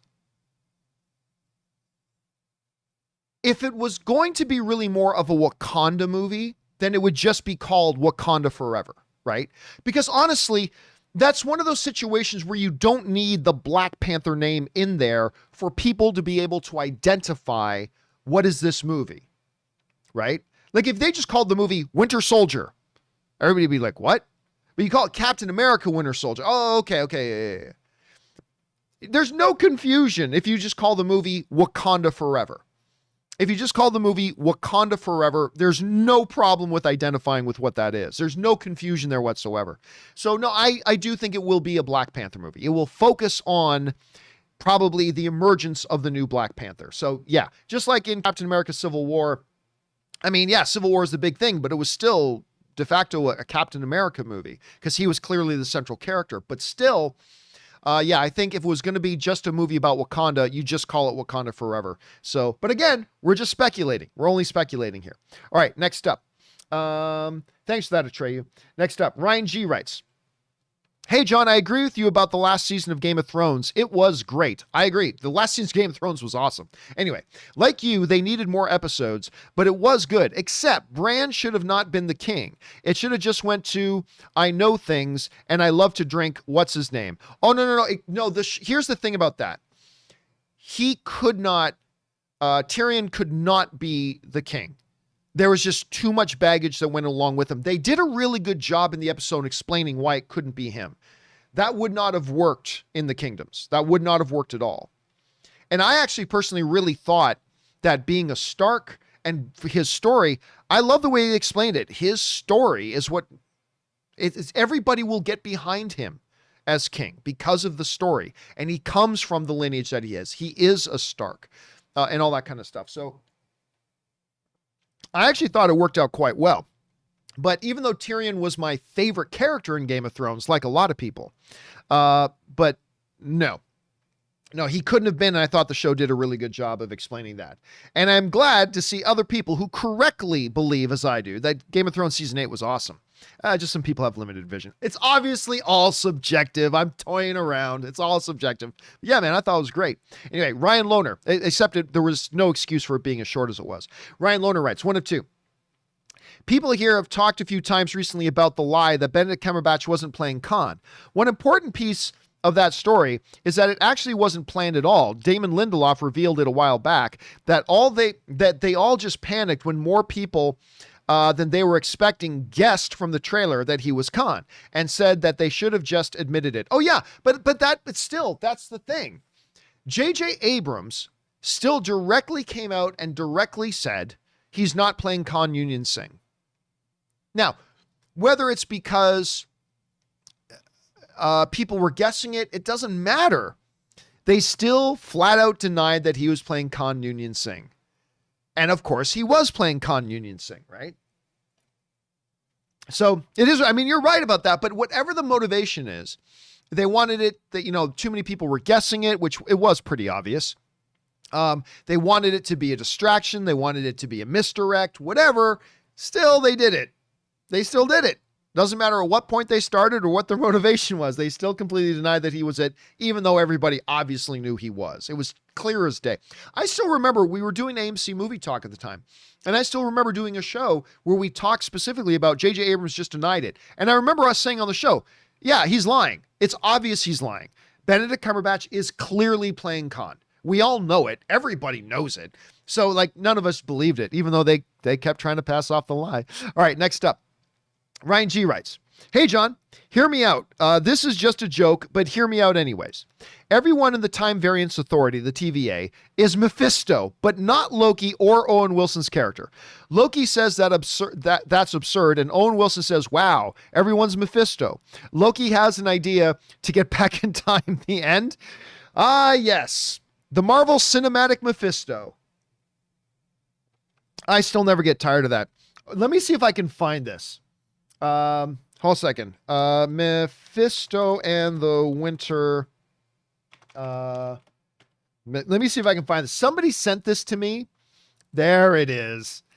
Somebody sent this to me, and I remember I shared it on my Twitter because I thought it was the most hilarious thing. So this was just shortly after WandaVision was wrapping up, and WandaVision had just wrapped up.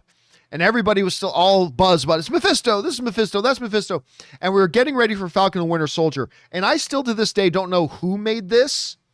But I remember somebody sent me this graphic of the upcoming Falcon and Winter Soldier. It's Mephisto Studios presents Mephisto and the Winter Mephisto. And I don't know why, but when I first opened that and I saw this image, I just started laughing my ass off. And then I would look at it again and I'd start laughing again. I still right now, I just Mephisto and the Winter Mephisto. I just thought that was brilliant because we all did pretty much get caught up in that. All right, thanks for that, Ryan. Next up, the Canadian kid CJ writes, hey, John, I hope you're doing well. I am doing well, thank you. A couple of days ago, you disagreed with me when I said that they should explain where Doctor Strange was during WandaVision. In my perspective, Wanda was a threat to reality at that point and was a Doctor Strange specific issue. Not really. Was that 1 of 2? Oh, no, it's just 1 of 1. I mean, I get it. You can interpret it that way. But you got to remember, WandaVision, it was not like Falcon and the Winter Soldier that took place over the course of 5 or 6 months. WandaVision literally took place over the course of a couple of days. And it was very isolated in one spot. And no, you don't need, like, listen, whenever you do a superhero movie, you don't need to explain where all the other superhero movies were. I always said that I always kind of found that Marvel was kind of making fun of us fans a bit when you got to Spider-Man Far From Home. And Spider-Man, I honestly think this entire scene was Marvel kind of laughing at us in a fun way, in a fun and an enjoyable way. When they had Spider-Man goes, what about Thor? This thing. What about Captain Marvel? Blah. What about this? Like, I felt like that was Marvel kind of making fun of the fact that we as fans, whenever they try to do a solo movie, we're all like, where was this hero? And where was that hero? And where's that hero over there? I mean, right? Who knows? Listen, there could be a billion different things. We didn't need an explanation about why didn't,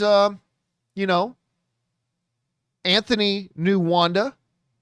Anthony Mackie's character, Sam Wilson, he knew Wanda. Why didn't he go to help her? Why didn't Doctor Strange come and help? Bruce knows Wanda. Why didn't Dr. Banner come and help? We got to accept at some point that these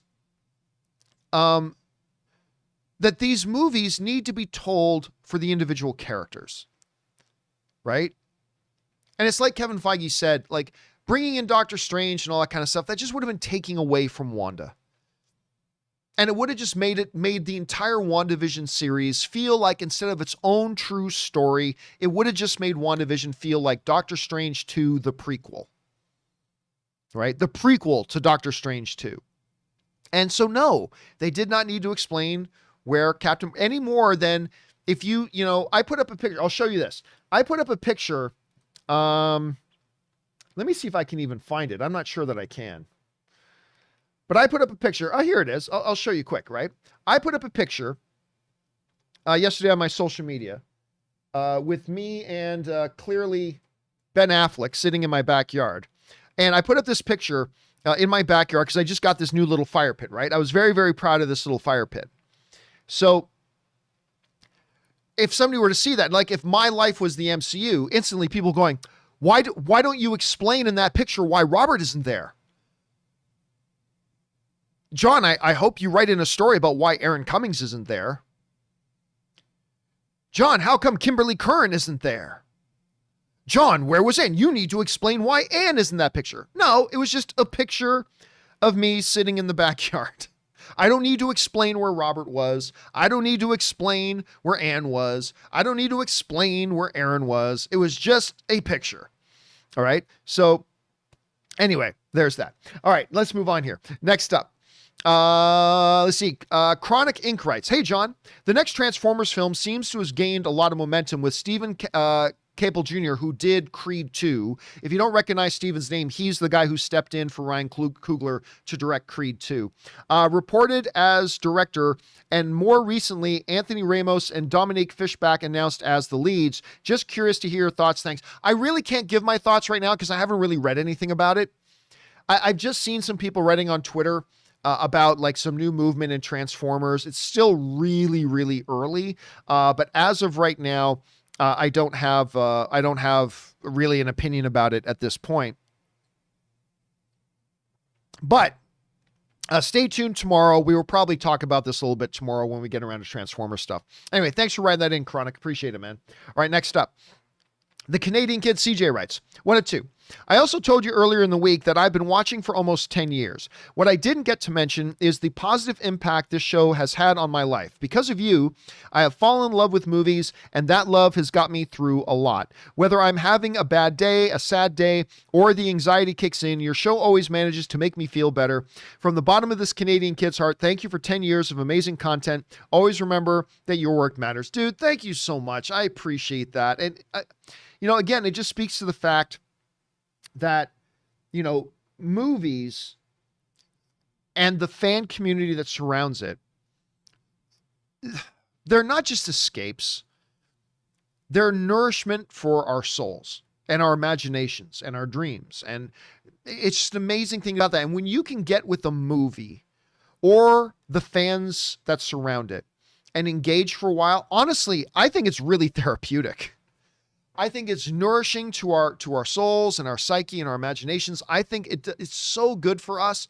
And I'm really, really grateful that I get to be a part of that and that you get to be a part of that, Canadian Kin CJ. So dude, seriously, thank you so much for the kind words. And it's awesome that the movies and the TV shows and the storytelling that we as humans do can be that for you, like it is for a lot of the rest of us. So thanks a lot for that, man. I appreciate the sentiments, dude. All right, next up, BK Dan writes, John and Rob's not here today, obviously.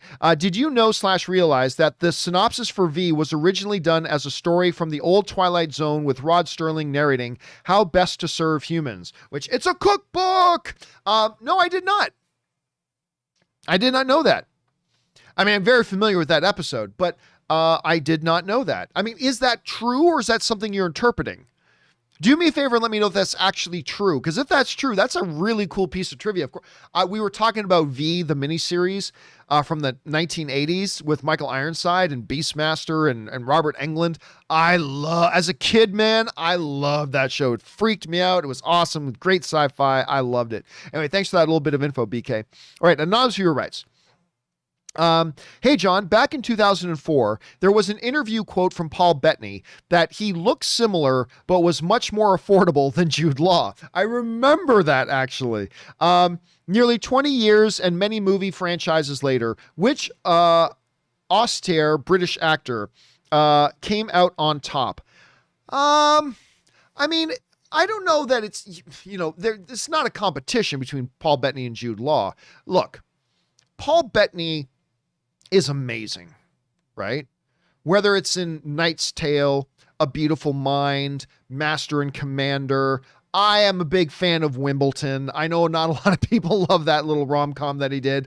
I personally like it very much. Hell, I even like his movie that he did called Priest. Do you guys remember that movie? Priest? It was just this silly little action movie. Hold on a second. This silly little action movie he did, but I actually thought it was really good. I enjoyed Priest. I got a big kick out of it. Anyway, it's not a matter of comparing Paul Bettany to Jude Law because they have had very, very different careers. Bettany has really excelled in supporting roles. Like, again, we were talking about like when the most prominent films that he's really been a part of, MCU notwithstanding, but the most prominent films that he's been a part of, Master and Commander, which is just absolutely fantastic. A Beautiful Mind, which I believe won Best Picture at the Academy Awards. I think A Beautiful Mind won Best Picture. I could be wrong about that, but I think it did.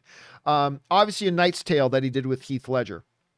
That's where he's really known from. His highest profile projects have been the ones that he's kind of been a supporting actor in. Now, Jude Law has also had a lot of movies that he was a supporting actor in, but also Jude Law had a good considerable part of his career where he was also a leading man. Like Jude Law was kind of recognized for a while as an A-list leading man. By the way, I want to throw this in here, me with Paul Bettany. I love Paul Bettany, who is surprisingly tall. I guess everybody could tell that by watching WandaVision. Because I'm like about 6 feet. Paul Bettany, pretty tall dude. Anyway, so I love Bettany. But I don't know if you talk about who's on top. I don't know. I guess at the end of the day, because maybe you say Jude Law, because Jude Law is a little bit more the more recognizable name. He did break through from not just being a great supporting performer, but also a legitimate lead in a lot of films. So I maybe Jude Law, but then again, Paul Bettany's been in the MCU. As an ongoing character, first as Jarvis, then as Vision. He's had WandaVision. So, I mean, it all depends on what your criteria is. But they're both amazing. They've both had and continue to have great careers. So, yeah, there's that. Here's hoping to see Jude Law in Sherlock Holmes 3. I'm going to sneeze. Sorry, I was fighting that sneeze for a bit. Anyway, so there's that. All right, next up.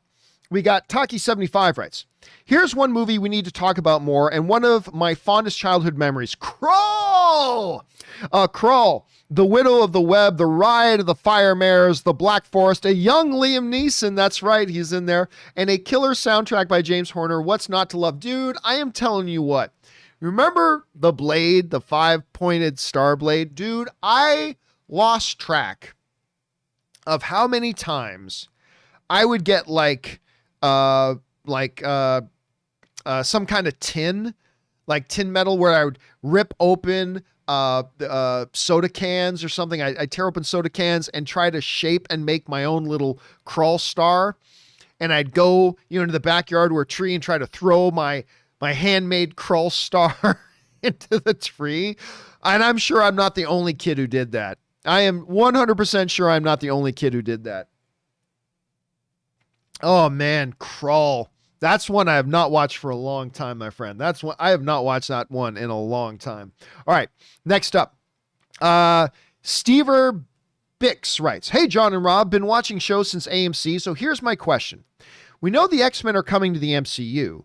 Do you think that they would get a glimpse of any member of the team before a movie actually comes out?" That's been a very common question. Like a lot of people thought, and understandably so, like that maybe in WandaVision, an X-Men or two might show up. Like, will we get a glimpse of Storm in a movie before an X-Men property comes out? Will we get a glimpse of Cyclops, Scott Summer, in a movie or a Disney Plus series before we see them in a proper X-Men thing, or Wolverine, whatever? My guess is no. My guess is that the first time we're going to see X-Men characters, it's going to be in an X-Men title. I think it will be a full-blown, fully fledged X-Men title. Will be the first time we get a glimpse of actual X-Men characters. Now, again, I don't know that. I'm not willing to put money on that. I'm simply speculating and guessing, but my guess is that, much like Eternals, our first look at the Eternals is going to be in Eternals. Much like Guardians of the Galaxy, our first look at any of the Guardians of the Galaxy was in Guardians of the Galaxy. That's what I think they're going to do. Now, then again, we got a glimpse of Black Panther before the Black Panther movie. But I do think with X-Men, they're going to go introducing us to them in their own title. So we'll see. It could be wrong, but that's what my guess is. Thanks for the question, Steve. All right, next up. Power Blast writes, "Captain Marvel is the first female title in the MCU. Monica is the first black female superhero in the MCU. Kamala is the first Muslim superhero in the MCU. That is a lot of firsts, John. I'm so happy I can see why it's the Marvels. It's going to be marvelous." I'm very excited for it. I mean, obviously, number one, I really did like the Monica Rambeau character in WandaVision. I love the fact that they went out and got a good Canadian girl to play Kamala Khan for Ms. Marvel. I think this is going to be a lot of fun. And again, Marvel keeps kicking open new doors for themselves. They keep going into new territory for themselves. They're diversifying. They're mixing it up. I love that they're doing that. I mean, again, listen, I have no complaints about it. Don't get me wrong. I'm not complaining about it. But the reality is that like the first 20 MCU movies were all white male leads. I am a proud white male. I have no problem with that. But, when you go 20 in a row, it kind of looks like maybe you've got an agenda. And I'm not saying they did. They definitely didn't. They certainly didn't. But when you go like 20 films in a row without having something or somebody other than a white male lead, it looks whatever. But now we've gotten to the point that now the MCU is diversifying a bit. Of course, they started with Black Panther and Captain Marvel. Now we got Monica Rambeau. We're going to have Kamala Khan. And we got other things coming too. We got Shang-Chi coming, giving us our first Asian lead hero in the MCU, which is going to be great. But again, still, pasty white guys like me, we're still getting our representation. We're getting Thor, Love and Thunder. We're getting Loki. So we got more of these things coming along the way as well. So, I mean, it's good. And it's just good to see Marvel mixing it up and not just keep doing everything the same. So it's fun to see. All right, next up. I never know how to pronounce Guillaume Labelle. I'm sure I'm pronouncing it wrong. At any rate, just saw The Marksman with Liam Neeson, and as cliche as the story was, I enjoyed it. Normally, I think child actors can get a little annoying. Absolutely, they can. But I thought the kid was pretty good. Kind of reminds me a bit of a lesser Logan at times. Did you see it? No. Which is unfortunate because I really should. Because, yes, every Liam Neeson movie is... is the same. Lately, every Liam Neeson movie is the same, but I'd be lying to you if I didn't tell you I got a kick out of them. It's definitely a formula, but it's a formula that works to a degree. But no, I didn't. I think Liam Neeson had like 5 very similar looking movies come out all within about 3 weeks of each other. But no, The Marksman is not one I've had a chance to watch yet, but it is one I will sit down and watch at some point, but I haven't had a chance to see it yet. Thanks for writing that in. All right, next up. Chief Martin Brody writes, "Hey, John and Rob." Rob's obviously not here today. "I really enjoyed My Octopus Teacher, but honestly, my favorite doc last year was Movie Trailers: A Love Story." Thank you so much, dude. Was your film ever considered for an Oscar nomination? How would an indie doc like yours place its hat in the ring for an Oscar nomination? Bring on the filthy. Well, here's the thing. No, my film never met eligibility. Now, there is a certain set of rules that a movie has to meet in order to be eligible. It's the eligibility requirements. Last year was a little bit different, so I don't know, maybe if I did the right things, I could have made it eligible, but let's be honest, my movie is not an Oscar movie by any stretch. I'm very, very super proud of my movie. I'm very, very proud of my movie. I think my movie's great. But I don't have delusions of grandeur that it should have been an Academy Award nominated film. Not at all. But, I don't know, maybe if I had done certain things and I had researched what the changed rules were for this COVID year, maybe there was a way I could have made my movie eligible for consideration, but I think even then it couldn't have. Like normally, the normal rules of eligibility require that your film has to play in theaters, in at least a theater in New York and Los Angeles, where a paying audience can come and see the film. So right there, my movie would have made it. My movie never played in a theater. But they've been changing them, so I don't know what I would have had to have done, if anything. Not that I would have had a chance anyway. But anyway, dude, thank you so much for the kind words about my documentary. I really do appreciate it very much. All right, next up, and this will be our last one of the day, guys. Nehemiah writes, "John, can we agree that the DCU is about dead? Warner Brothers keeps making DC movies that's not connected to the DCEU. Batman, Joker, now Superman, but no DCEU Batman movie or no sequel to Man of Steel. I mean, why do a shared universe? WB changes their plans every few years." Oh, I completely disagree, Nehemiah. I think my film loving brother, I think you're out to lunch. Not at all.